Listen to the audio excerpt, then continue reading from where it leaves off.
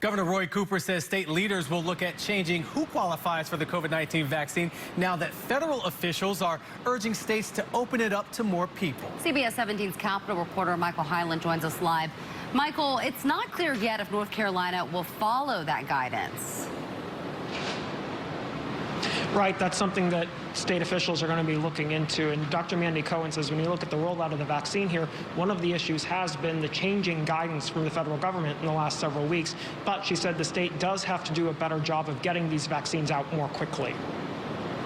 Parts of North Carolina have started giving COVID-19 vaccines to people 75 and older. But now the Trump administration is calling on states to vaccinate people 65 and older, as well as younger people with certain health issues. The federal government also will not hold back second doses. State officials say North Carolina still hasn't received enough doses to get to everyone in the groups already allowed to get the vaccine. One of the continuing problems that we have had with the federal government is that they have continued to shift their advice on what the priorities for the vaccine should be. Governor Roy Cooper said state leaders would look at the new recommendations to see if they make sense. This comes as he faces criticism for the slow rollout of the vaccine. State officials say about 257,000 doses have been administered to people across the state. But the CDC says more than 800,000 doses have been distributed to North Carolina. Cooper pointed out the speed of vaccinations picked up in the last week. The state is continuing to see a steady increase in vaccination rates, which is good. State lawmakers questioned Dr. Mandy Cohen about this Tuesday, as North Carolina ranks among the slowest states at administering the vaccine. We need to move into a more business logistics distribution system.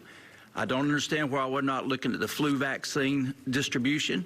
We have retail outlets that can gear up literally in a few days. Dr. Cohen says the state has identified 10 high-throughput sites, meaning they're administering the vaccine efficiently. They include Wake Med, Duke, and UNC. The state will send more doses to them, as those sites expect to administer 45,000 of them in a week.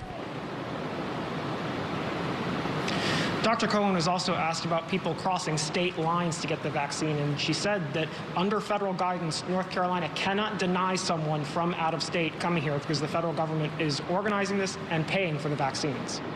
Live in Raleigh, Michael Hyland, CBS 17 News.